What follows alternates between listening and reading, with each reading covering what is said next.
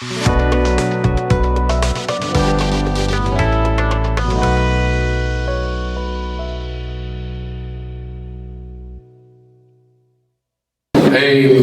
amen.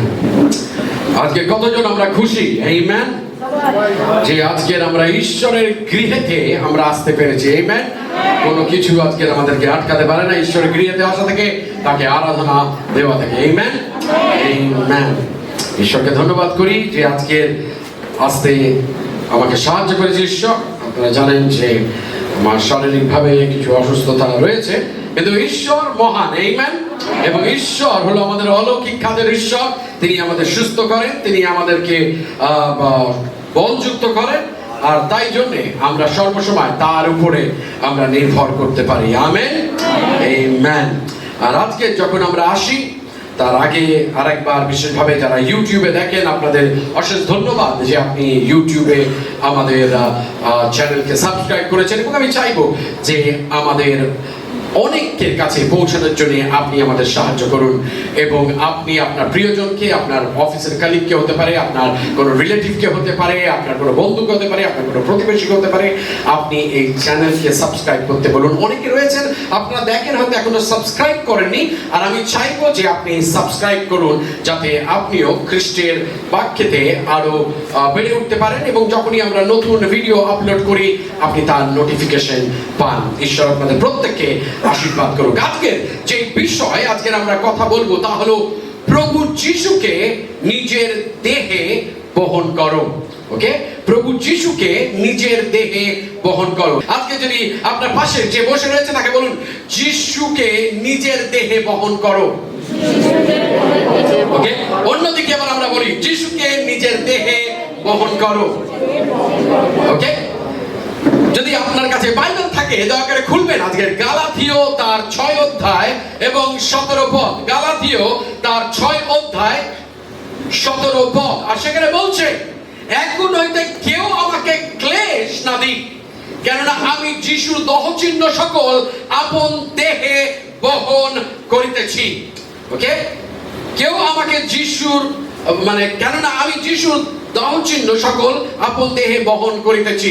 অন্য ভাষায় বলছে যে যিশুর চিহ্ন আমি আমার দেহে বহন করছি। I am bearing the mark of Jesus on my body.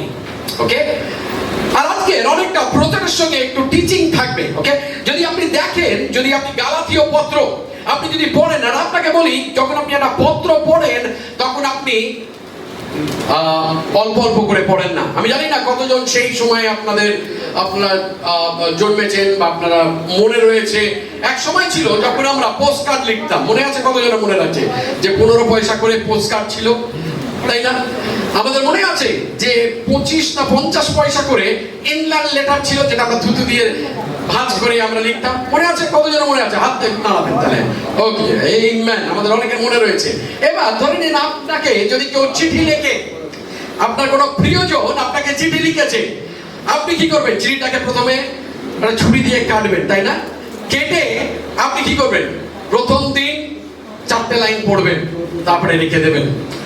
তারপরের দিন আবার 4টে লাইন পড়বেন, আপনি রেখে দেবেন। আবার তারপর দিন 4টে লাইন পড়বেন, রেখে দেবেন। আমরা কি সেটা ভাবে চিঠি পড়ি? আমরা কি করি? যখন আমরা চিঠি পড়ি, আমরা শুরু থেকে একদম শেষ পর্যন্ত আগাগোড়া সব পড়ি। কেন? তাহলে আমাদের সেটাকে বুঝতে সাহায্য হয়। কিন্তু আমরা যখন বাইবেল পড়ি তখন কিন্তু আমরা আধ খাপচা করে পড়ি। আজকে 2টো অধ্যায় পড়লাম, তারপরের দিন 3টে পদ পড়লাম, তারপরের দিন আরেকটু সময় রয়েছে আরো 3টে অধ্যায় পড়লাম, তারপরের দিন সময় নেই, একটা অধ্যায়ের হাফ পড়লাম। এবার যখন হাফ পড়েছি, প্রথম দিনকে যে 2টো অধ্যায় পড়েছিলাম সেটা ভুলে গেলাম কি লেখা রয়েছে। তাই জন্য যখন আমরা পড়ি বিশেষভাবে সাধু পৌলের লেখা পত্রগুলো, তখন আমরা একবারে পড়ি। ওরকম প্রত্যেকদিন হাফ হাফ করে পড়ি না। যদি হাফ হাফ করে পড়েন আপনি বুঝবেন না। ওকে, তাই জন্য আমরা কি করি? যখন আমরা বসি আমরা পুরোটাকে পড়ি। আর তাই জন্য শুক্রবার দিন আমি গালাথীয়র 1 অধ্যায় থেকে 6 পদ 6 অধ্যায় সমস্ত কিছু আমি পড়েছি, বারংবার 2-3 বার পড়েছি। কেন? প্রথমবার তাড়াতাড়ি পড়েছি, কিছুই বুঝিনি। আবার দ্বিতীয়বার একটু ধীরে ধীরে পড়েছি, একটু বুঝেছি। তারপরে আরো হালকা করে পড়েছি, আমি আরো ভালো গভীরে যেতে পেরেছি। বাইবেল যখন আমরা পড়ি তখন আমাদেরকে সেরাম করে পড়তে হবে। একটি পত্রকে একবারে আপনাকে পড়তে হবে, এরকম 4 লাইন 2 লাইন, এক অধ্যায়, তার এক অধ্যায় 10টা পদ, এরকম করে পড়লে হবে না।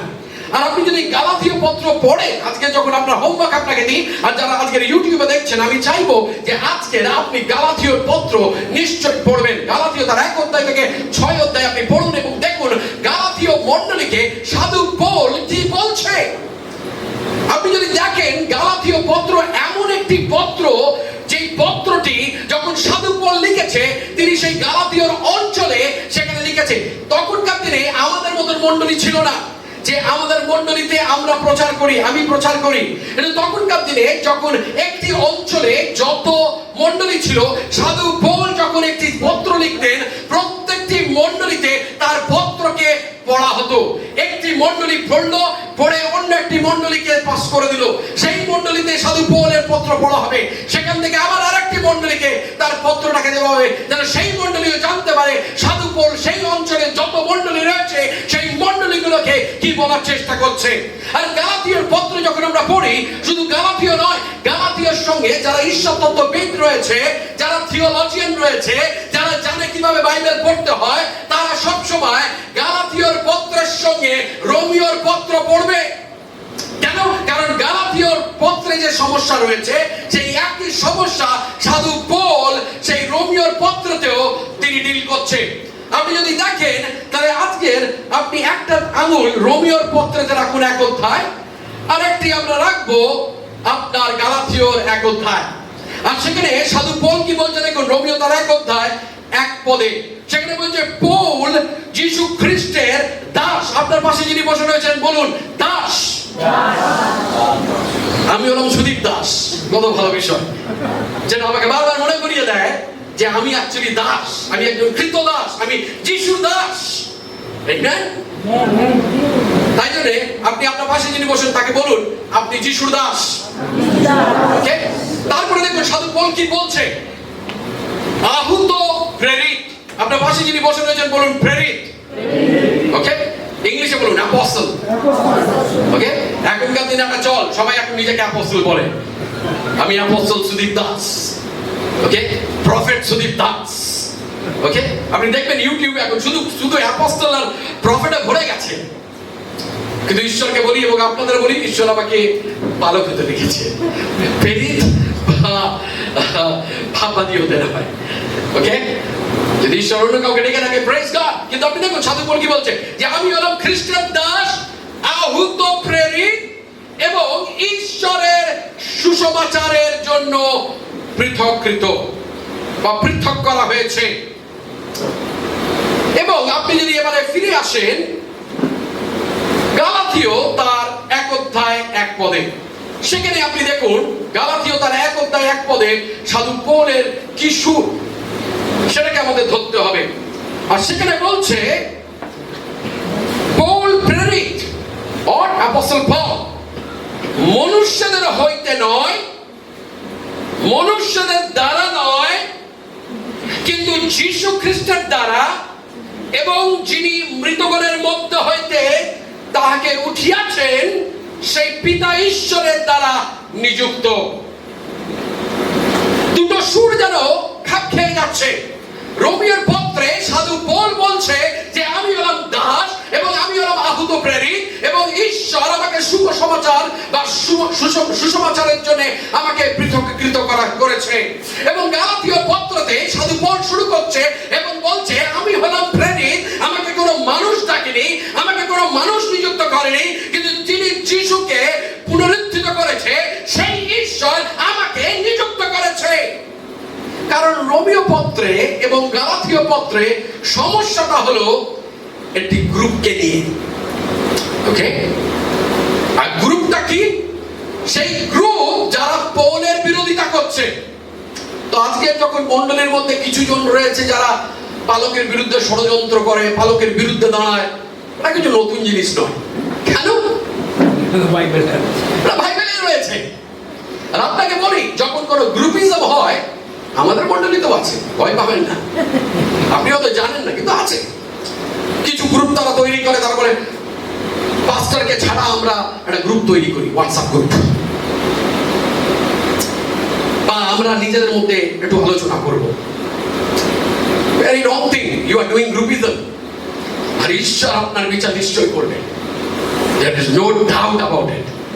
তো আজকের বুঝছেন না, কারণ জানেন একটা জিনিস আপনাকে বলি, যেটা আমি বুঝেছি আমার জীবনে, ঈশ্বরের বিচার আসবে ঈশ্বরের বিচার, কিন্তু সেটা আসবে খুব ধীমে গতিতে, কিন্তু আসবে নিশ্চয়ই। কেন জানেন? কারণ বাইবেল বলে যে ঈশ্বর তাড়াতাড়ি রেগে যান না, ঈশ্বর দয়া দেখান, ঈশ্বর ক্ষমা করার চেষ্টা করেন, কিন্তু যখন আমরা কন্টিনিউ করি, God will judge us, ঈশ্বর তখন নিশ্চয়ই আমাদের বিচার করবে। আর অনেক মণ্ডলীতে, পৃথিবীর বিভিন্ন মণ্ডলীতে এরকম গ্রুপ হয়, কোন মণ্ডলীতে 4-5টা গ্রুপ হয়, আর কোন বালককে তাদের মাথা চুল ছিঁড়তে হয় যে এদেরকে এক করব কি করে। কারণ মণ্ডলী এক হওয়ার আহ্বান, যিশু এক হতে ডেকেছে, সেখানে কোনো ভাগ থাকবে না যে এরা বলবে না আমরা সমিতদার দলে, না আমরা সৌমিত্রদার দলে, না আমরা পাস্টারের দলে, তাহলে তো আমরা করন্থীয় মণ্ডলী। আর অনেক সময় যখন আমরা বলি যে তুমি করন্থীয় মণ্ডলীর মতন একটা বিশ্বাসী, আপনি ভাববেন আপনাকে খুব ভালো কথা বলছে, আমি করন্থীয় মণ্ডলীর মতন বিশ্বাসী, আপনাকে মিষ্টি কথায় ইনসাল্ট করা হচ্ছে। কারণ যখন আমরা বলি করন্থীয় মণ্ডলী, আপনি করন্থীয় পত্র পড়ে দেখুন, সাধু পৌল তাদেরকে কি বলছে, যে তোমরা হলো অপরিপক্ক, তোমরা এখনো সেই ঈশ্বরের বাক্যের দুধেই রয়েছে, তোমরা এখনো মাংস খেতে পারছো না। আর অনেক সময় আমরা সেরকম গ্রুপের মধ্যে পড়ে যাই। তাই জন্য যখনই আপনাকে কেউ বলবে যে আমরা একটা গ্রুপ তৈরি করি, বলবেন না ভাই আমি তার মধ্যে নেই। কেন? কারণ ঈশ্বর আমাকে গ্রুপ করতে ডাকিনি। আপনি দেখুন সাধু পৌল কেন দুটো গালাথীয় পত্রের 1 অধ্যায় 1 পদ, রোমীয় পত্রের 1 অধ্যায় 1 পদ, তিনি যে পেরিত সেটাকে, তার পেরিত্বকে তিনি নির্মাণ করার চেষ্টা করছে। কারণ অনেকে রয়েছে তারা বলছে আমরা তোমার কথা শুনবো না। পৌল রোমীয় মণ্ডলীতে, গালাথীয় মণ্ডলীতে, তুমি কি করে, তুমি কে, তোমার কথা আমরা শুনবো না, তুমি সেই 12 জনের মধ্যে তুমি ছিলে না, তোমার কথা শুনবো না। আর সাধু পৌল তাদেরকে কি বলছে জানেন? যদি আপনি গালাথীয় পত্র পড়েন, সেখানে সাধু পৌল নিজে বলছে যে আমি হলাম সেই ব্যক্তি যাকে ঈশ্বর দামাস্কাসের রাস্তাতে তিনি নিজেকে প্রকাশ করেছে। আর তারপরে আমি আরবিয়াতে গেছি, সেখানে আমি 3 বছর থেকেছি, এবং তারপরে পিতরের সঙ্গে দেখা করতে জেরুজালেম এসেছি।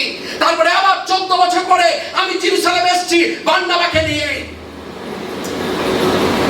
কারণ সেখানে অনেকে ছিল যারা পৌলের বিরোধিতা করছে, তারা পৌলকে চ্যালেঞ্জ করছে। আর অনেক সময় মণ্ডলীর মধ্যে অনেকে আমরা রয়েছি যারা ভালোকে চ্যালেঞ্জ করি। আপনাকে বলি, কখনো নিজের ভালোকে চ্যালেঞ্জ করবেন না, কারণ ঈশ্বরের অভিশাপ এবং ক্ষোভ আপনার উপরে থাকবে। যদি ভালোকে পছন্দ না হয়, আপনি সেই মণ্ডলী ছেড়ে অন্য কোনো মণ্ডলীতে যান। আর যদি যান, তাহলে এই যে মণ্ডলীতেই যাবেন, অন্য কোনো মণ্ডলীতে নয়। কিন্তু কখনো চ্যালেঞ্জ করবেন না, because when you are challenging the call of God upon a man of God. যখন আপনি কাউকে চ্যালেঞ্জ করছেন, বিশেষভাবে সে ভালো, আপনি বা ঈশ্বরের দাস, তখন আপনি তাকে যখন চ্যালেঞ্জ করছেন, আপনি তার আহ্বানকে চ্যালেঞ্জ করছেন। আর তাই জন্য সাধু পৌল পত্রের শুরুতে এসে বলছে যে তোমরা আমায় ডাকুনি, তোমরা আমাকে নিয়োগ করোনি, আমাকে ঈশ্বর নিয়োগ করেছে। You see, that's what God does. ঈশ্বর আমাদেরকে আহ্বান করে। Assemblies of God আমাকে ডাকেনি, কিন্তু ঈশ্বর আমাকে ডেকেছে। Assemblies of God আমার অর্ডিনেশন দিতে পারবে, কিন্তু আমার আহ্বানকে দিতে পারবে না। কারণ ঈশ্বরের আহ্বান হলো আলাদা একটা বিষয়। যে ঈশ্বরের আহ্বানকে আস্বাদন করে রেখেছে,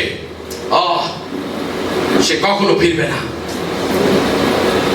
তাই জন্য সাধু পৌল গালাতীয়র প্রথম অধ্যায়ে তিনি তাদেরকে বলছে এবং তাদেরকে বলছে যে তোমরা আমাকে শাসিও না, তোমরা আমার বিরোধিতা করো না, কারণ আমাকে তোমরা নিয়োগ করনি, আমাকে নিয়োগ করনি তোমরা, তিনি করেছেন যিনি যিশুকে কবর থেকে পুনরুত্থিত করেছেন। তোমরা আমাকে চ্যালেঞ্জ করছো, আমি যা বলছি তার বাধ্য হও।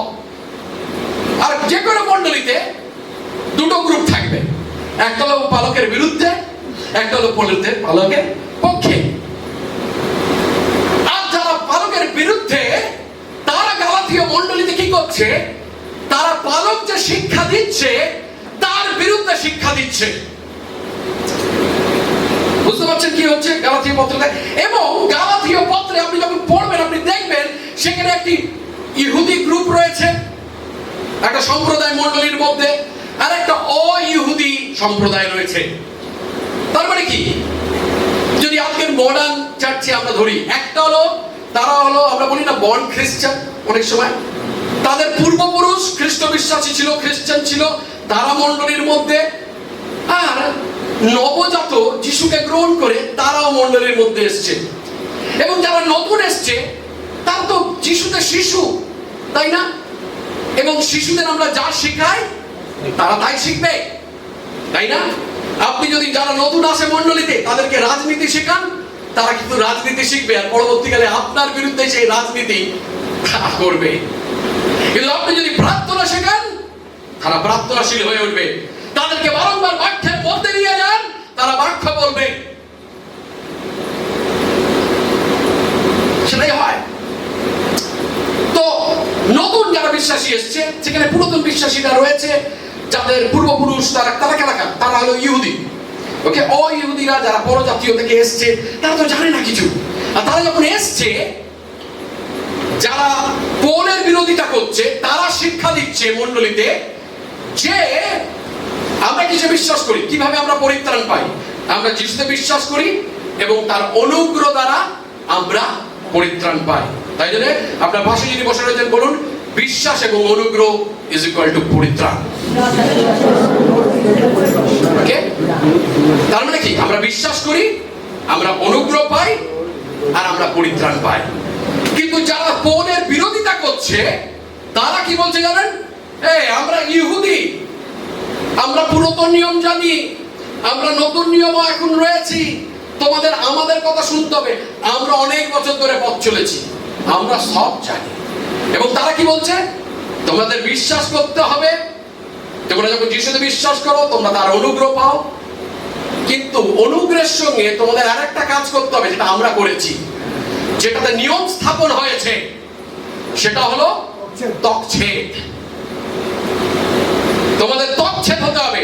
তার মানে বিশ্বাস, অনুগ্রহ, তকছেদ, পরিত্রাণ। কিন্তু সুসমাচার সাধু পৌলকে শিক্ষা দিয়েছে, পেরিতেরা কি বলেছে? যে তোমরা বিশ্বাস করো এবং তোমরা পরিত্রাণ পাবে। এরা কি করছে? এরা সেই সুসমাচারটাকে ভেঙে চুড়ে একটা আলাদা রং ছড়িয়ে সেটাকে দিচ্ছে লোকেদের কাছে। এবং সাধু পৌল যখন এই পত্রটা লিখছে, বিশেষভাবে থিওলজিয়ানরা, ঈশ্বরতত্ত্ববিদরা তারা বিশ্বাস করে যেটা 48 খ্রিস্টাব্দে লেখা হয়েছে এবং সেটা মোস্ট প্রবাবলি লেখা হয়েছে এফিসিয়াস নাহলে মাকেদোনিয়া থেকে, ম্যাসিডোনিয়া, এই জায়গা থেকে সাধু পৌল তাদেরকে লিখছে। এবং সাধু পৌল যদি আরেকটা জায়গা আপনি সেখানে পড়েন, সেখানে সাধু পৌল বলছে আগেকার দিনের একটা নিয়ম ছিল যে একজন সেক্রেটারি থাকতো। তো যখন পেরিত কিছু বলতো, বেচারি বসে বসে পেরিত যা বলছে চিঠিটাকে লিখতো। কিন্তু এই চিঠিটা সাধু পৌল বলছে আমি নিজের স্বহস্তে লিখেছি। 11 পদে, 6 অধ্যায় 11 পদে দেখো আমি কত বড় অক্ষরে স্বহস্তে তোমাদিগকে লিখিয়াছি বা লিখিলাম। তার মানে কি, সাধু পৌল নিজের হাতেতে বড় বড় অক্ষরে তিনি এই চিঠিটা তাদের জন্য, গালাতীয়দের জন্য লিখেছেন। এবং সাধু পৌল যখন তিনি লিখছেন, তিনি কিন্তু লিখছেন সেই মণ্ডলীর মধ্যে যারা ইহুদি এবং অ-ইহুদি দুজনের কাছে। এবং তিনি জেনারেলি বলছে যে দেখো তোমরা যখন মণ্ডলীর মধ্যে রয়েছো তখন তোমরা এমন লিগালিজম বার করো না, বা যারা অইহুদি রয়েছে তাদের উপরে এই আইনটাকে বসিয়ে দিও না যে তাদেরকেও তকছেদ করতে হবে। আপনি যদি রোমীয় পত্রে পড়েন, সেখানে সাধু পৌল বলছে আমাদের হৃদয় তকছেদ আরো বেশি গুরুত্বপূর্ণ শারীরিক তকছেদের চেয়ে। সেটা ভীষণ ইম্পর্টেন্ট আমাদের জীবনে, যে অনেক সময় আমরা হয়তো শারীরিক তকছেদ করতে পারি, কিন্তু আমাদের হৃদয় তখনও কঠোর রয়েছে, হৃদয়ে তকছেদ হয়নি। হয়তো আমরা শারীরিক ভাবে বাপ্তিস্ম নিয়েছি, কিন্তু আমাদের অন্তঃকরণ তখনও বাপ্তিস্ম নেয়নি। তাই জন্য আমরা অনেক সময় বলি না, দেখি তুমি বাপ্তিস্ম নাওনি, তুমি প্রভুর ভোজ দিচ্ছ। আমাদের মণ্ডলী তো ওটা হয় না, বাপ্তিস্ম না নিলে আমরা তোমাকে প্রভুর ভোজ দিতে দেবো না। কিন্তু আমি বাপ্তিস্ম নিয়েছি, কিন্তু তারপরেও আমি অনেক অন্য কাজ করেছি যেগুলো ঈশ্বর বিরোধী, কিন্তু আমি প্রভুর ভোজে অংশগ্রহণ করছি। প্রথম করন্থী 11 অধ্যায় ভালো করে পড়েছে 23 পদের পর, সেখানে কি বলছে? বলছে তোমাদের মধ্যে অনেক অসুস্থ রয়েছে, কেননা তোমরা অযোগ্য রূপে তোমরা প্রভুর মেজে অংশগ্রহণ করেছো। সাধু পৌল কাদের বলছে? মণ্ডলীতে অন্তর্ভুক্ত যারা বিশ্বাসী রয়েছে তাদেরকে বলছে যে তোমরা বিশ্বাসী হয়েছো, তোমরা পরিত্রাণ পেয়েছো, তোমাদের বাপ্তিস্ম হয়েছে, তবুও তোমাদের মধ্যে এত অসুখ, কেননা তোমরা যখন প্রভুর মেজেতে আসো তোমরা অযোগ্য রূপে তোমরা আসো। কিন্তু আমরা কি করি? আমরা লিগ্যালিজমে যাই। এই প্রভুর মেজে যখন তুমি আসবে চটি খুলে আসবে। অনেক মণ্ডলীতে আছে, তাদেরকে পালক দাঁড়িয়ে থাকবে এবং আপনাকে হেঁটে এসে কমিউনিয়ন নিতে হবে, কিন্তু আপনাকে খালি পায়ে আসতে হবে, মাথায় ঘোমটা দিয়ে আসতে হবে। অন্তরে যতই নোংরা থাকুক না কেন কোনো সমস্যা নেই, কিন্তু রীতিনীতি মেনে আসতে হবে।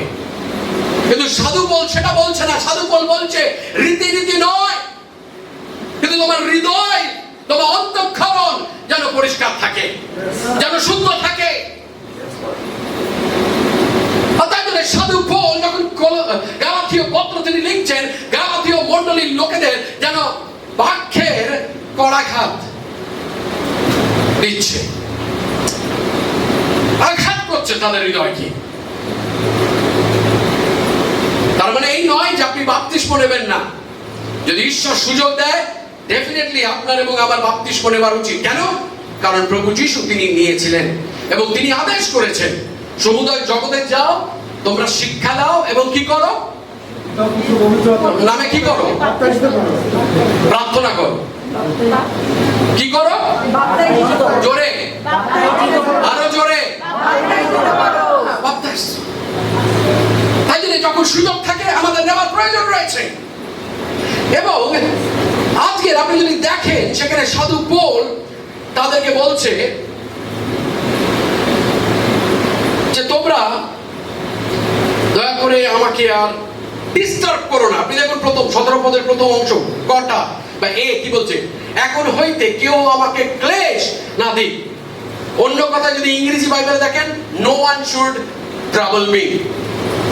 আপনি চিন্তা করতে পারেন, সাধু পৌলকে বলছে, সাধু পৌল বলছে মণ্ডলীকে যে ভাই তোমরা আর আমার যাতনার কারণ হয়েও না।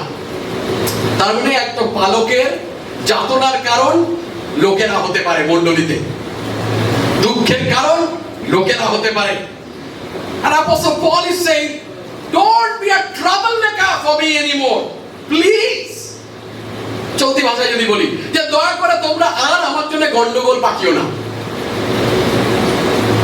গালাথীয় মণ্ডলীতে তারা এত গন্ডগোল পাকাচ্ছিল, সাধু পৌলকে লিখতে হচ্ছে যে ভাই প্লিজ আর গন্ডগোল পাকাবেন না আপনারা। এবং তারপরে কেন তিনি বলছেন যে কেন তোমরা আমার জন্য গন্ডগোল পাকাবে না? তারপরে দেখো কি বলছে তিনি।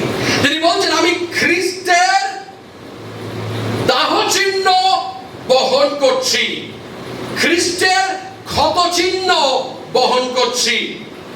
তাই জন্য আপনার পাশে যিনি বসে রয়েছেন তাকে আরেকবার স্মরণ করিয়ে দিন, যিশুকে নিজের দেহে বহন করো। Bear Christ in your body। কি করে আমরা যিশুকে আমাদের দেহেতে বহন করব? কিন্তু তার আগে আপনাকে বলি যে তখনকার দিনে এই যে চিহ্ন শব্দটিকে যেখানে বাইবেলে সাধু পৌল ব্যবহার করেছে, marks I bear for Christ, চিহ্ন আমি খ্রিস্টের যে চিহ্ন আমি বহন করি, এই চিহ্ন কথাটিকে একটা গ্রিক শব্দ ব্যবহার করা হয়েছে। আর সেই গ্রিক শব্দটা হলো স্টিগমাটা। ওকে, স্টিগমাটা। ওকে, আপনার পাশে যিনি বসে রয়েছেন আজকে একটা গ্রিক শব্দ শিখে যান, স্টিগমাটা। স্টিগমাটা। ওকে, স্টিগমাটা। ডয়াকার, থয়াকার না, স্টিগমাটা। ওকে, আরেকবার আপনার পাশে যিনি বলুন তাকে বলুন স্টিগমাটা। জোরে, স্টিগমাটা। স্টিগমাটা। ইশিদা, স্টিগমাটা।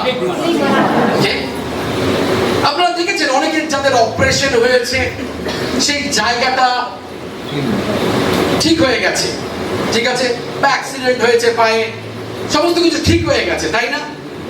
কিন্তু সেখানে একটা চিহ্ন রয়ে গেছে, সেটার কথা বলছে সাধু পৌল, স্টিগমাটা। আর তখনকার দিনে এই স্টিগমাটা শব্দটিকে তিন রকম ভাবে ব্যবহার করা হতো।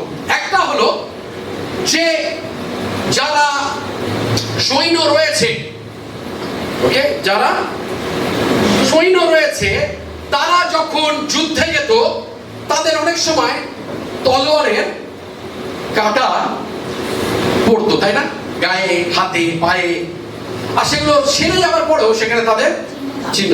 আপনি যদি দেখেন যারা মিলিটারিতে রয়েছে, যারা কারগিল যুদ্ধ বলুন বা অন্য কোনো যুদ্ধে অংশগ্রহণ করেছিল, তাদের শরীরে কোথাও না কোথাও চিহ্ন কিন্তু রয়েছে। যারা খেলাধুলায় রয়েছে, ফুটবল খেলে, তাদের দেখবেন কোথাও না কোথাও পড়ার ছেলার চিহ্ন এখনো রয়েছে। আর সেইভাবে সেটাকে ব্যবহার করা হয়েছে। আবার দ্বিতীয় কারণে সাধু পৌল এই শব্দটিকে, চিহ্নটাকে ব্যবহার করেছে কেন জানেন? কারণ তখনকার দিনে দাসেদের একটা বাজার হতো, যেখান থেকে যারা ধনী ব্যক্তি, সমৃদ্ধশালী, তারা গিয়ে দাসকে ক্রয় করত। এবং দাসকে ক্রয় করলে কে কার দাস কি করে বুঝবে, তাই না? দাস এন্ড দাস ব্রাদার্স তো হবে না, তাই না? তো দাস কে কার দাস, কোন বাড়ির দাস, সেটা কি করবে? যখন মনি বাজার থেকে সেই দাসকে কেনে, সে কি করে, একটা গরম লোহা পুড়িয়ে সেই গৃহের যে চিহ্ন রয়েছে সেটাকে তার মাথায় বা হাতে যেখানে দেখা যাবে সেখানে গরম সেই শিখকে কি করে, মুদ্রাঙ্কিত করে, স্ট্যাম্প মেরে দেয়। তাই জন্য আপনারা দেখেছেন যখন ঘোড়া পায়েতে লাগানো হয়, খুর লাগানো হয়, গরম খুরটাকে আটকে দেওয়া হয়, তাই না, তার নখের সঙ্গে। ঠিক সেরকম একটা দাসকে যখন সে কিনতো তখন সে কি করতো, ওকে, এ হলো চ্যাটার্জি বাড়ির দাস, তো চ্যাটার্জি সি আর হয়তো কোনো একটা চিহ্ন দিয়ে তার মাথায় মেরে দিল। তো কলকাতার দাস যদি দিল্লিতে ধরা পড়ে, তারা বলতে পারবে এ তো দাস, আর এই দেখো সি লেখা রয়েছে কলকাতা, ক্যালকাটার দাস, একে আবার পাঠাও ওখানে। তো দাসেদের পালানোর কোনো জায়গা নেই। আপনি চিন্তা করছেন দাসেদের কি অবস্থা? একটা দাস, তার কোনো নিজের ইচ্ছা নেই, তার কোনো নিজের স্বাধীনতা নেই, তার কোনো ভাবনা চিন্তার কোনো ব্যাপার নেই। তাকে তার মনিব যা বলবে, তার প্রভু যা বলবে, তাকে তাই করতে হবে। আর তাই জন্য এই শব্দটিকে সাধু পৌল ইচ্ছাকৃতভাবে চয়ন করে নিয়েছে। He chose that word servant because a servant has no freedom of his own. A servant will never think for himself. He is a servant.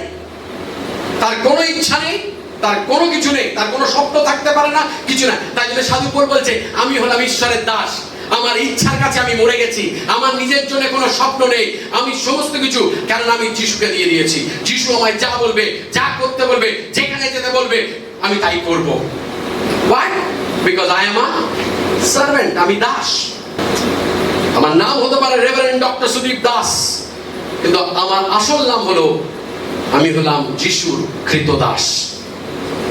আমার কোনো ইচ্ছা নেই, আমার কোনো স্বপ্ন থাকার প্রয়োজন নেই, কারণ আমি তার জন্য, তিনি আমাকে কিনেছেন। তাই জন্য আমরা গান গেয়ে থাকি, তাই না? হ্যাঁ, বহুমূল্য রক্ত দিয়ে তিনি আমাকে কিনেছেন। কিন্তু আমরা শুধু গাই, কিন্তু সেটা মানেটা আমরা আমাদের জীবনে বাস্তবায়িত করি না। আমরা খ্রিস্টানরা খুব ভালো অভিনয় করতে পারি, মানে বোম্বেতে গেলে আমরা সব ফার্স্ট ক্লাস, মানে ফিল্মফেয়ার অ্যাওয়ার্ড ডেফিনেটলি পাবো। কেন? কারণ আমরা গাই এক আর আমরা করি এক। উর্দে বাহু তুলে দাঁড়িয়ে রয়েছে, উর্দে বাহু তুলে, কিন্তু আমার হাত কোথায়? স্তব করো নিজ হৃদয়ে, হাত তালি দিই না, বসেই রয়েছে। আমরা যখন মন্ডলীতে আসি, আপনি কোনো রূপম ইসলামের কনসার্টে যাচ্ছেন না। আরাধনা হলো আমরা দেখি না, আরাধনায় আমরা অংশগ্রহণ করি। ওকে? In a worship there is no audience, there are only participants.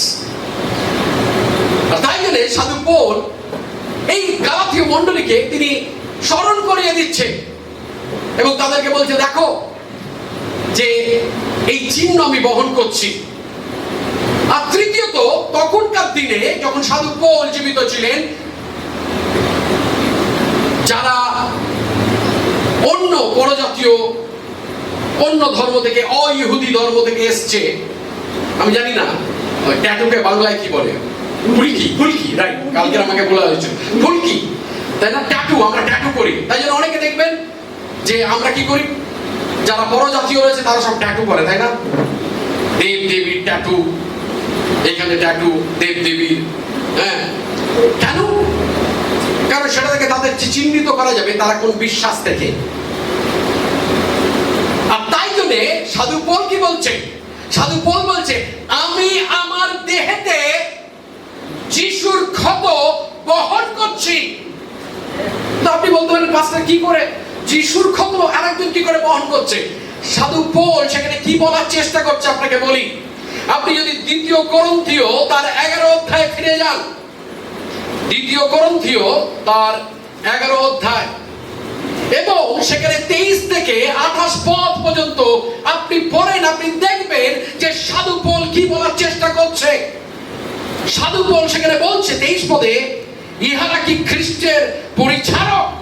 হতবুদ্ধির ন্যায় বলিতেছি, আমি অধিকতর রূপে, আমি পরিশ্রমে অতিমাত্রা রূপে, কারাবন্ধনে অতিমাত্রা রূপে, প্রহরে অতি রিক্ত রূপে, ওকে, প্রাণ সংশয়ে অনেকবার, ইহুদিদের হাত হইতে 5 বার 39 আঘাতপ্রাপ্ত হইয়াছি, 3 বার বেত্রাঘাত, 1 বার প্রস্তরঘাত, 3 বার নৌকা ভঙ্গন সহ্য করিয়াছি, অগত জলে 1 দিবারাত্র যাপন করিয়াছি, যাত্রায় অনেকবার নদী সংকটে, দস্যু সংকটে, স্বজাতি ঘটিত সংকটে, পরজাতি ঘটিত সংকটে, নগর সংকটে, মরু সংকটে, সমুদ্র সংকটে, ভক্ত ভ্রাতা গণের মধ্যে ঘটিত সংকটে, পরিশ্রম ও আয়াসে অনেকবার, নিদ্রা অভাবে, ক্ষুধায় ও তৃষ্ণায় অনেকবার, অনাহারে, শীতে ও উলঙ্গতায়। তিনি কি বলার চেষ্টা করছেন যখন তিনি বলছেন গালাতীয়তে যে আমি খ্রিস্টের সেই দাহ চিহ্ন বহন করছি? সাধু পৌল বলছে যে খ্রিস্টের জন্য যে তাড়নার মধ্যে থেকে আমি গেছি, যে কষ্টগুলো আমি সহ্য করেছি, তার চিহ্ন আমি আমার দেহতে বহন করছি। চিন্তা করতে পারেন সাধু পৌল সেখানে বলছে যে কতবার তাকে বেত্রাঘাত করা হয়েছে, বেত দিয়ে মারা হয়েছে, কতবার তাকে পাথর দিয়ে মারা হয়েছে, কতবার তিনি উলঙ্গতার মধ্যে ছিল, কত সময় সে একটা খালি রাত্রেবেলা সমুদ্রের মুখে দিবারাত্র কাটিয়েছে, কতবার তাকে কারাগারে যেতে হয়েছিল। আর সেই চিহ্নগুলোকে তিনি বলছে গালাথীয় মণ্ডলীর বিশ্বাসীদের যে তোমরা আর আমার যাতনার কারণ হয়েও না, কেননা আমি যিশুর জন্য আমি যাতনা সহ্য করেছি। এবং তুমি দেখো আমার দেহেতে সেই খ্রিস্টের জন্য সেই আমি যখন পীড়ন সহ্য করেছি, তার সেই দাগগুলো, তার সেই চিহ্নগুলো আমি আমার দেহেতে বহন করছি। সাধু পৌল সেটা বলার চেষ্টা করছে। আজকের ঈশ্বরকে ধন্যবাদ করি যে আজকের এমন একটা রাজ্যে আমরা বাস করি যেখানে এখনো পর্যন্ত আপনি এবং আমি যিশুর কথা বলতে পারি।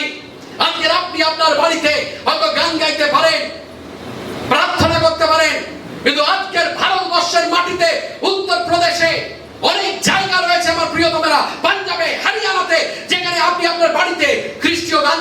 পারবেন না। অনেক সময় আমি প্রার্থনা করি যে প্রভু এইরকম পরিস্থিতি পশ্চিম বাংলায় তুমি দাও, যাতে আমরা জানতে পারি প্রভু যারা বিশ্বাস করে, যারা শুধু মুখে বলে আমরা যিশুর, কতটা তারা যিশুর দেখতে চাই। ক্ষত চিহ্ন বহন করুন খ্রিস্টের জন্য। আমরা নিজের প্রতিবেশী কি, নিজের পরিবারের লোককে আমরা যিশুর কথা বলি না। আমরা নিজেরা পরিত্রাণ পেয়েছি, কিন্তু আমার পরিবারের অন্যরা পরিত্রাণ পাইনি। আর আমরা বলি আমরা খ্রিস্ট বিশ্বাসী।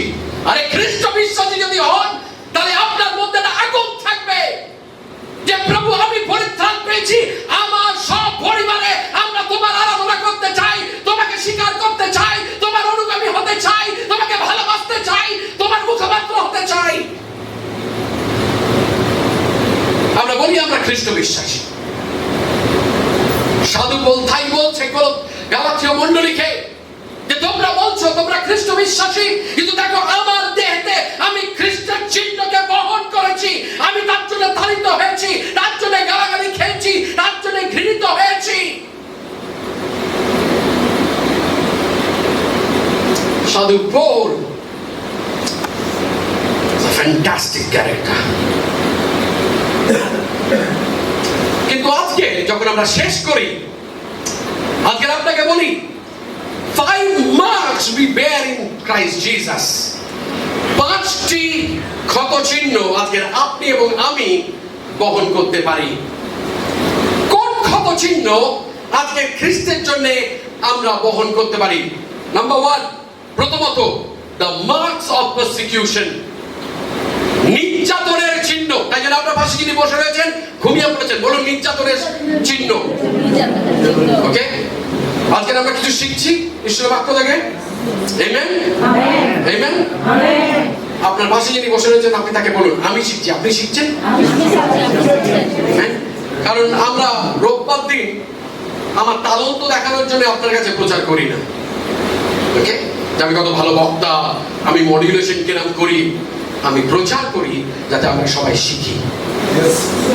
আর সেটা যদি আমাদের জীবনে শুধু শেখা নয়, হ্যাঁ, আমরা অনেক সময় শিখি কিন্তু সেটা যদি প্র্যাকটিক্যালিতে বাস্তবে যদি সেটা যদি পরিণত না হয়, তাহলে আপনার শেখা হলো সময় নষ্ট। আমাদের অনেক খ্রিস্ট বিশ্বাসী আছে, আমরা শুধু শুনেই গেছি 30 বছর ধরে, 35 বছর ধরে, 40 বছর ধরে, 2 বছর ধরে শুনছি, কাজ আর করছি না। Do the work of ministry, ঈশ্বরের কাজ করুন।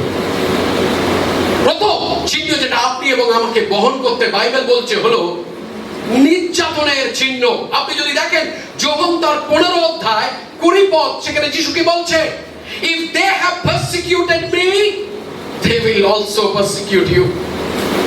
আমি তোমাদিগকে যাহা বলিয়াছি আমার সেই বাক্য স্মরণ রাখিও। কোন বাক্য স্মরণ রাখিও? আপনার পাশে যিনি বসে রয়েছেন তাকে বলুন আমার সেই বাক্য স্মরণ রাখিও। যিশুর সেই বাক্য স্মরণ রেখো। কোন বাক্য? দাস আপন প্রভু হইতে বড় নয়। লোকে যখন আমাকে তাড়না করিয়াছে তখন তোমাদিগকেও তাড়না করিবে। হালেলুয়া। যিশুকে যদি তারা তাড়না করে থাকে তাহলে আপনাকেও তাড়না করবে। এটা নতুন কিছু নয় আমার প্রিয়তমেরা।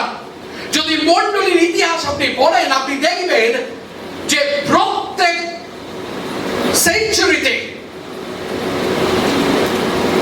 হাজার হাজার লোক প্রভুর জন্য মৃত্যুতে শায়িত হয়েছে, তারা মৃত্যুবরণ করেছে। আপনি যদি দেখেন প্রভু যিশুর যে 12 জন শিষ্য ছিল, তাদের মধ্যে কেউ, মাত্র একজন ছাড়া, কেউ কিন্তু স্বাভাবিকভাবে মরেনি। তাদের প্রত্যেককে হত্যা করা হয়েছিল। আর আমাদের ভারতবর্ষের ভূমিতে কার হয়েছিল? থমার হয়েছিল। শুধু একজন যে স্বাভাবিকভাবে মারা গেছিল, সে হলো সাধু যোহন।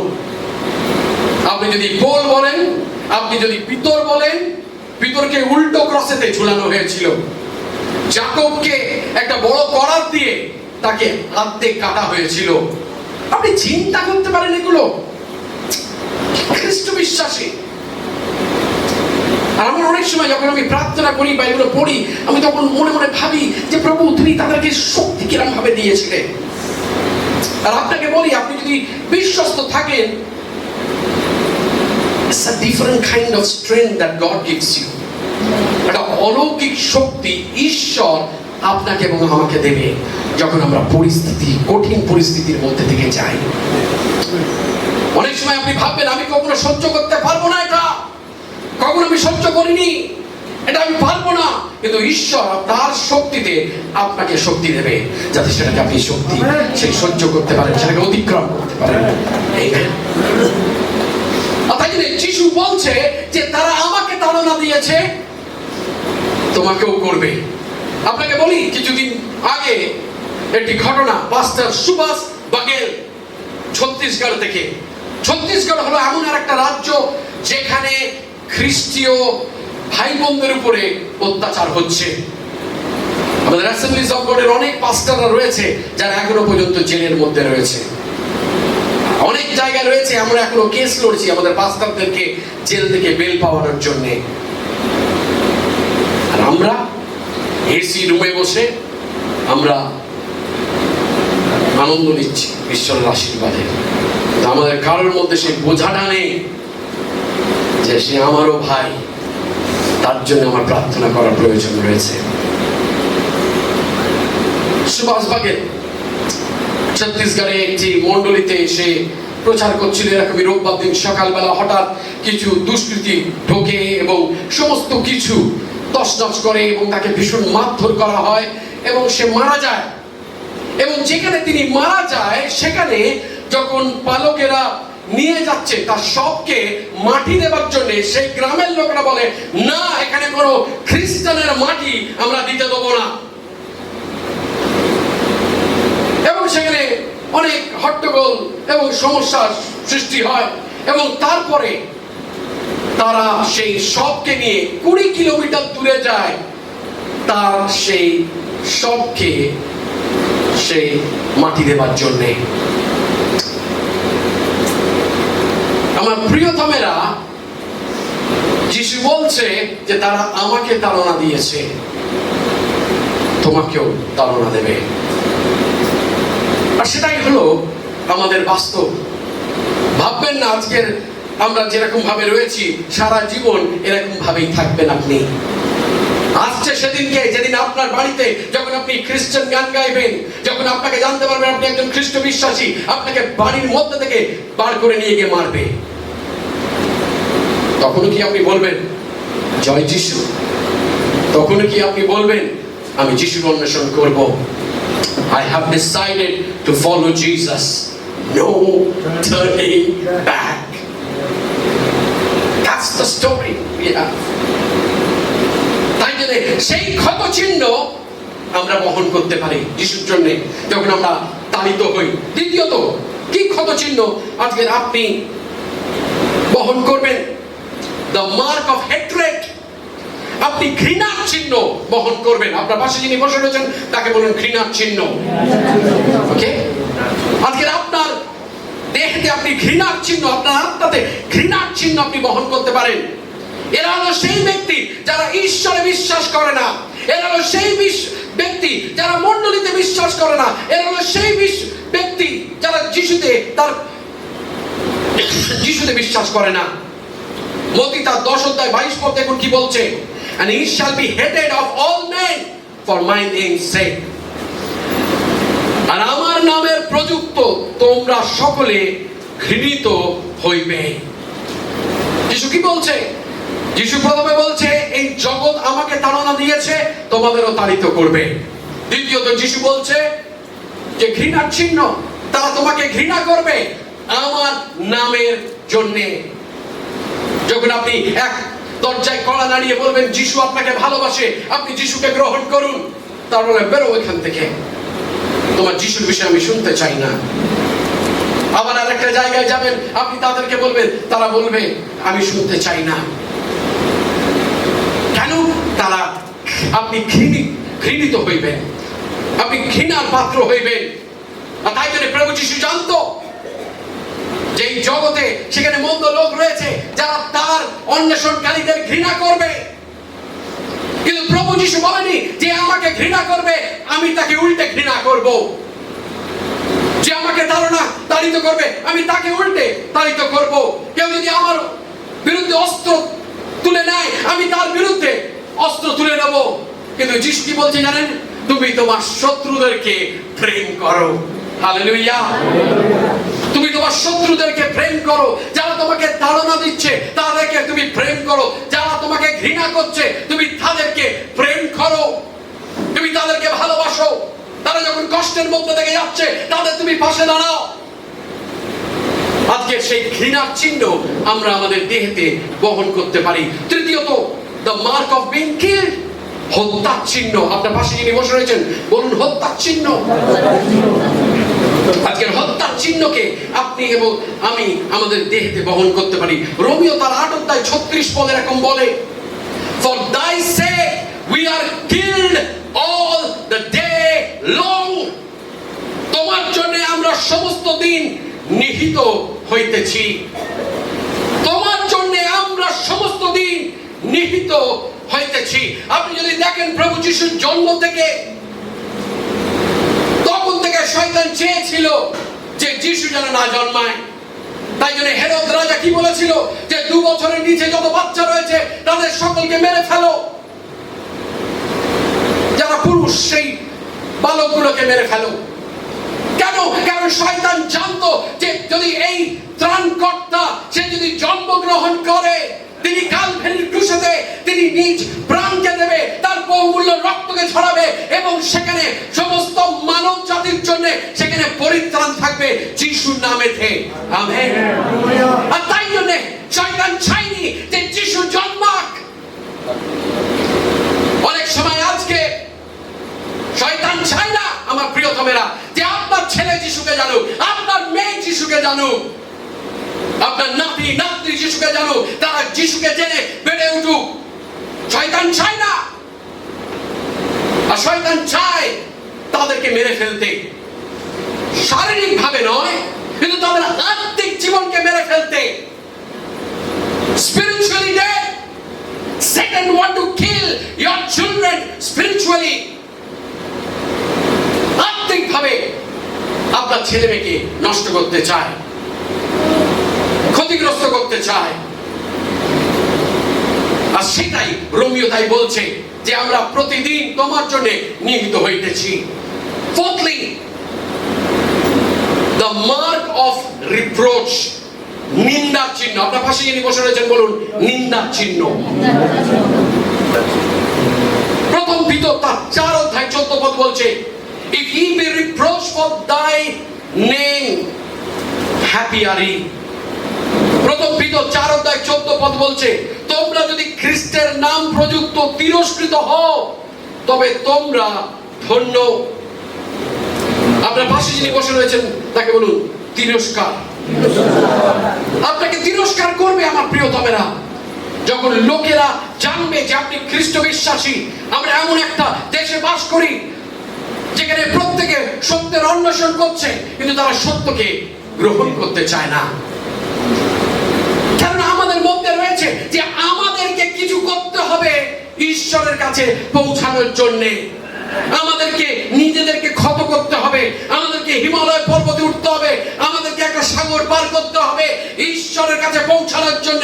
কিন্তু আমাদের এই সীমিত বুদ্ধি এটা বুঝতে চায় না যে সেখানে একজন মহান ঈশ্বর রয়েছে যিনি বলতে তোকে আমার কাছে আসতে হবে না, আমি তোর কাছে আমি নেমে আসতে চাই।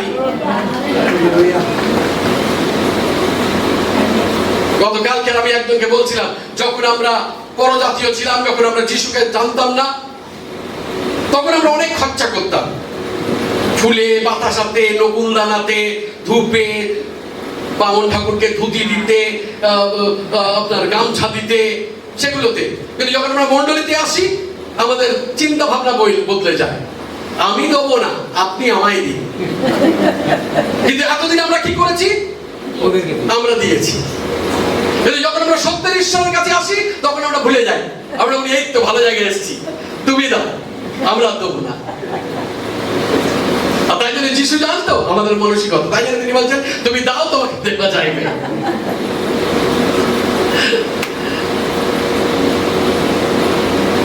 তাই প্রভু যিশু বলছে তোমরা কি হবে, নিন্দার পাত্র হবে, সকলে নিন্দা করবে তোমাকে। তাই জন্য মনে নেই যখন আমরা যিশুতে এসেছিলাম অনেকে আমাদের বলেছে এ মা তুই খ্রিস্টান হয়ে গেছিস, এ মা তুই বাপ্তিস্ম নিয়েছিস, এ মা তুই ফিরিঙ্গি হয়ে গেছিস, এ মা তুই গোমাংস খেতে শুরু করেছিস। আপনাদের বলি যে কেউ যিশুতে বিশ্বাস করে তাকে গোমাংস খেতে হবে না। অনেক সময় আমাদের একটা চিন্তা থাকে যে ভাই আমি খ্রিস্টান মানে আমাকে গোমাংস খেতে হবে, খ্রিস্টান মানেই হলো আমাকে মদ্যপান করতে হবে, কিন্তু বাইবেল সেগুলো বলে না। সেগুলো আমরা যারা খ্রিস্টকে ভালো মতন জানি না, আমাদের জীবন ধারণ দেখে অন্যর একটা রং, ভুল চিত্র এবং ছবি পেয়েছি। তাই জন্য আমাদেরকে শুধরাতে হবে নিজেদেরকে, যাতে সেই ছবিটা পাল্টে যায়। তাই জন্য অনেক সময় আমরা নিন্দার পাত্র হব, লোকে আমাদের বলবে, আমাদের নিন্দা করবে, কিন্তু আমরা কি বলছি, যিশু কি বলছে, তুমি সত্যকে জানো, সত্য তোমাকে স্বাধীন করবে। ঈশ্বরকে ধন্যবাদ দিই আমাদের দেশের জন্য যে আমাদের দেশের নোটের উপরে কি লেখা রয়েছে জানেন, সত্যময় বিজয়তে, সত্যেরই জয় হবে। হালেলুয়া। যিশু বলছে আমি পথ, আমি সত্য, আর আমরা সেই সত্যের অন্বেষণ করি। Amen, amen. পঞ্চম বিষয়, এবং পঞ্চম বিষয় যদি আমরা দেখি যে কি চিহ্ন আমরা বহন করব, দ্য মার্ক অফ ডেথ, মৃত্যুর চিহ্ন। আপনার পাশে যিনি বসে রয়েছে তাকে বলুন মৃত্যুর চিহ্ন। আরেকবার বলুন মৃত্যুর চিহ্ন। আপনি যদি দেখেন প্রভু যিশু যখন এই ধরনীতে ছিলেন, যখন আমরা যিশু সেই ক্রুশীয় মরণের বিষয় পড়ি, আমরা সেখানে দেখি যে পিলাত কি করেছিল, যিশুকে সেই লোকেদের কাছে তুলে দিয়েছিল যেন তাকে ক্রুশারোপিত করতে পারে। কিন্তু প্রভু যিশু সেখানে বাইবেলে কি বলছে জানেন, যে কেউ আমার প্রাণ নিতে পারে না, আমার জীবন নিতে পারে না, আমি স্ব ইচ্ছায় আমি আমার প্রাণকে দিই, আমি স্ব ইচ্ছায় আমি নিজেকে ঠেলে দিই। মৃত্যু হলো তাহলে কি? মৃত্যু হলো যখন আমাদের এই জীবনের শেষ, এই জীবনটা শেষ হয়ে যায়, কিন্তু আপনার আত্মা কিন্তু শেষ হয় না। এই জীবন, এই শরীরটা মারা যায়, কিন্তু আপনার আত্মা মারা যায় না। আমরা জানি যে প্রভু যিশুকে তারা ক্রুশে টাঙিয়ে দিয়েছিল, কিন্তু প্রভু যিশু সেই ক্রুশেতে যখন তিনি লম্বমান ছিলেন, তিনি মৃত্যু এবং তিনি পাপের উপরে জয় ঘোষণা করেছেন। আমেন। তাই জন্য গালাতীয় তার 2:20 পদ কি বলছে দেখুন, I am crucified with Christ, nevertheless I live, yet not I, but Christ liveth in me, and the life which I now live in the flesh, I live by the faith of the Son of God, who loved me and gave himself for me. গালাতীয় তার 2:20 পদে এরকম বলছে, খ্রিস্টের সহিত আমি ক্রুশারোপিত হইয়াছি, আমি আর জীবিত নই। তাই জন্য আপনি আপনার প্রতিবেশীকে বলুন আমি আর জীবিত নই। ওকে, কেন আমরা জীবিত নই? কি বলছে আবার পড়ুন ওখানে, খ্রিস্টের সহিত আমি ক্রুশারোপিত হইয়াছি, খ্রিস্টের সঙ্গে আমি সেই লম্বমান হয়েছি কালভারির ক্রুশেতে। আর তাই জন্য এখন আর আমি জীবিত নেই, কিন্তু খ্রিস্ট আমাতে জীবিত আছেন। তাই জন্য আপনার পাশে যিনি বসে রয়েছে তাকে বলুন খ্রিস্ট আমাতে জীবিত আছেন। হালেলুয়া। আর এখন মাংসে থাকিতে আমার যে জীবন আছে, তাহা আমি বিশ্বাসে, ঈশ্বরের পুত্রের বিশ্বাসে যাপন করিতেছি। তিনি আমাকে প্রেম করিলেন এবং আমার নিমিত্তে আপনাকে প্রদান করিলেন। Hallelujah, hallelujah. কত একটা শক্তিশালী পথ। সাধু পৌল বলছে আমি খ্রিস্টের সঙ্গে ক্রুশারোপিত হয়েছি, আমি সাধু পৌল যে আমি বেঁচে রয়েছি, আমি আর নিজের জন্য বেঁচে নেই, খ্রিস্ট আমাতে বেঁচে রয়েছে।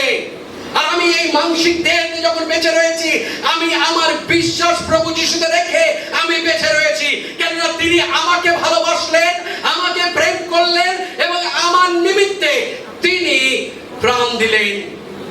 আর তাই জন্য আজকের এই প্রাণ আমার নয়, আজকের এই জীবন আমার নয়, আজকের আমার জীবন হলো খ্রিস্টের। কেননা আমি খ্রিস্টের কৃতদাস। আপনি যদি দেখেন প্রথম পিতর তার 3:14 এরকম বলছে, প্রথম পিতর তার 3:14 বলছে, but and if we suffer for righteous sake happy are ye, কিন্তু যদি ধার্মিকতার নিমিত্তে দুঃখ ভোগ করো তবে তোমরা ধন্য। রোমিও তার 8:18 এরকম বলছে, রোমিও তার 8:18 বলছে, কারণ আমরা মীমাংসা এই আমাদের প্রতি যে প্রতাপ প্রকাশিত হইবে তাহার সঙ্গে এই বর্তমান কালের দুঃখ ভোগ তুলনার যোগ্য নয়।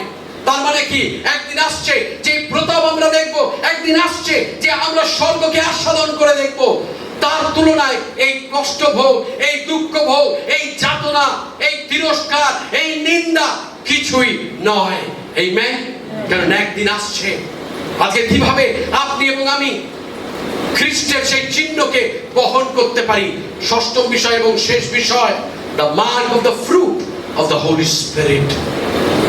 আজকে পবিত্র আত্মার চিহ্নকে আমাদের জীবনে কাজ করতে দিতে পারি। আজকে বলুন, পবিত্র আত্মার চিহ্ন। আমেন।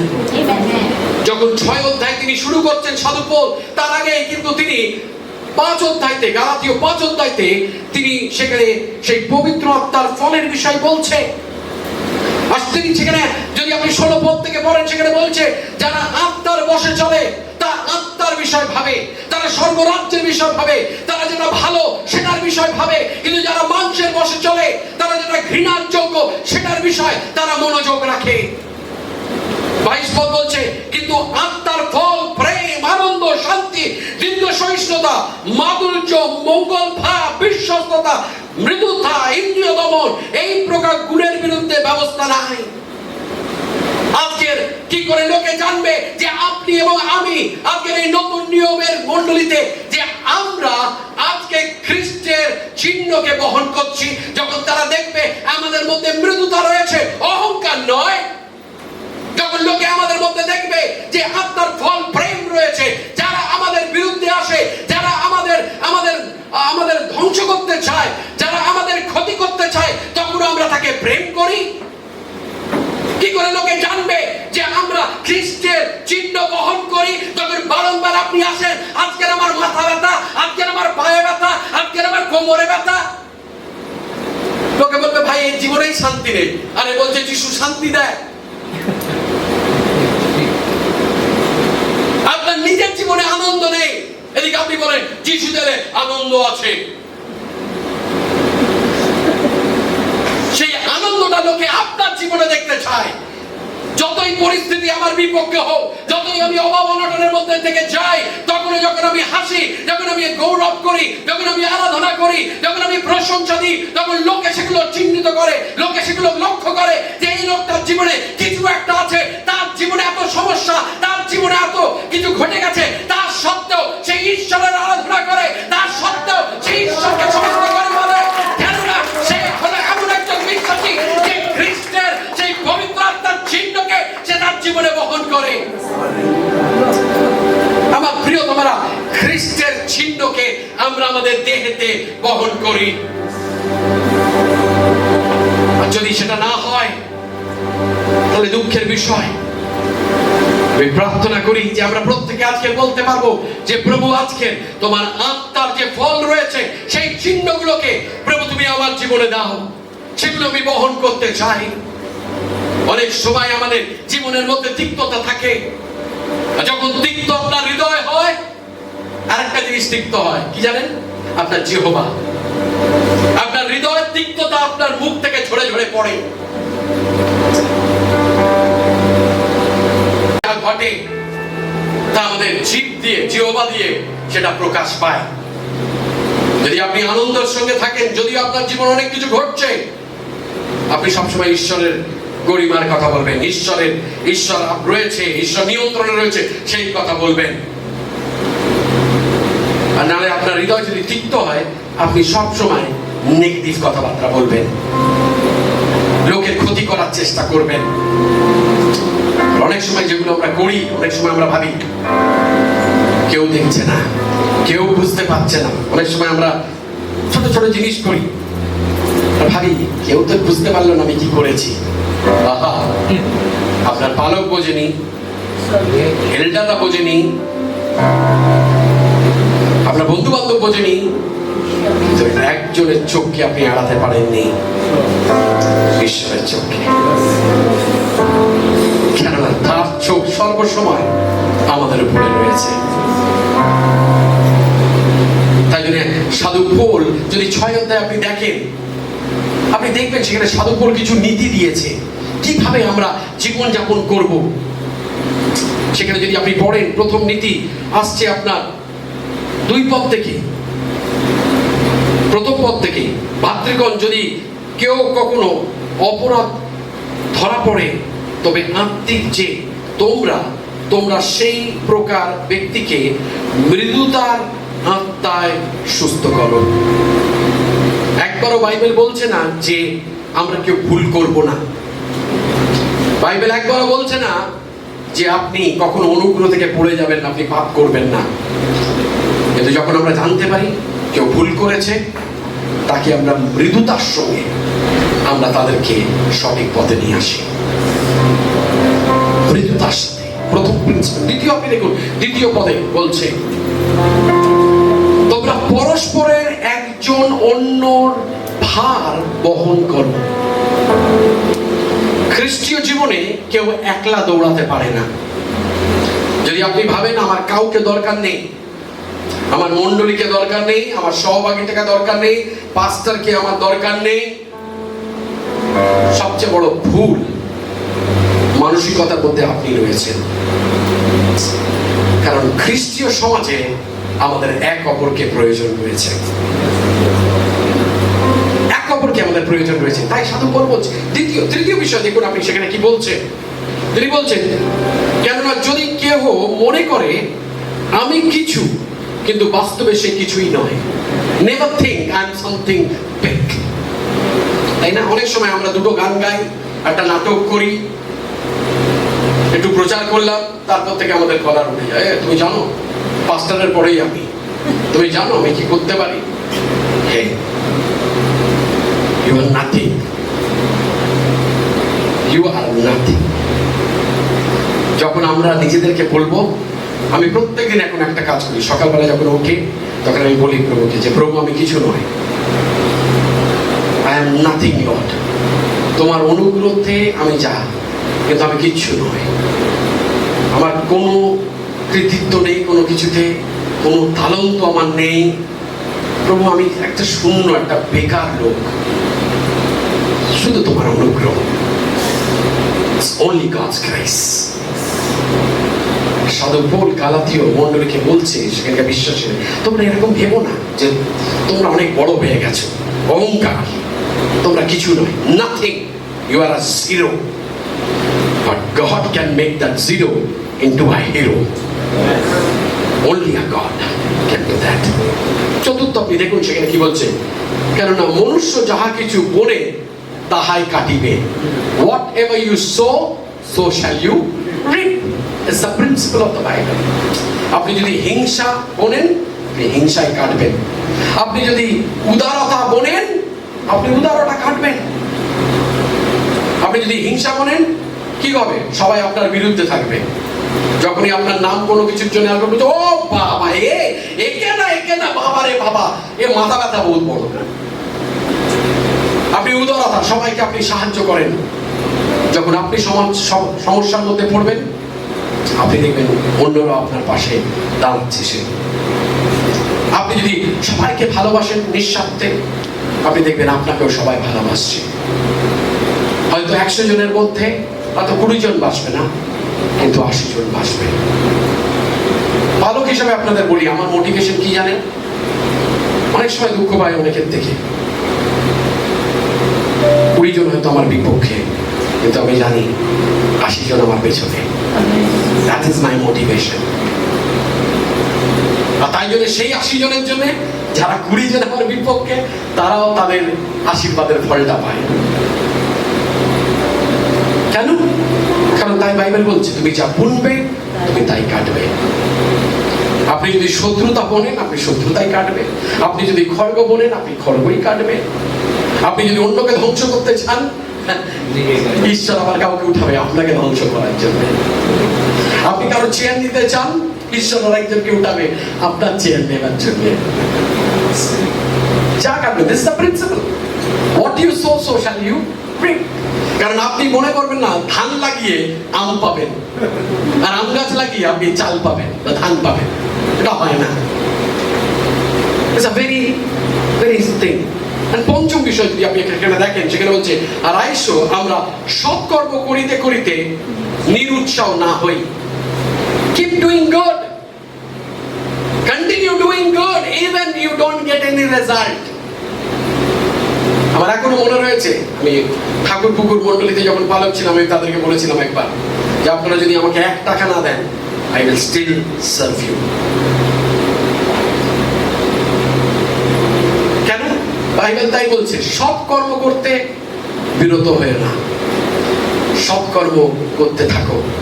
কেউ তোমার সৎকর্ম দেখুক আর না দেখুক, কেননা তিনি দেখছেন। আর তার সময়তে তিনি তোমাকে উঠাবেন, তার সময়তে তিনি তোমাকে পুরস্কৃত করবেন। হালেলুয়া। তাই জন্য আমাদের একটি প্রার্থনা হচ্ছে, প্রভু তোমার আত্মার ফল, প্রভু যেন লোকে যখন আমাদের দিকে তাকায়, যখন তোমার ভালোবাসাকে দেখতে পারে, প্রভু তোমার অনুগ্রহকে দেখতে পারে। হালেলুয়া।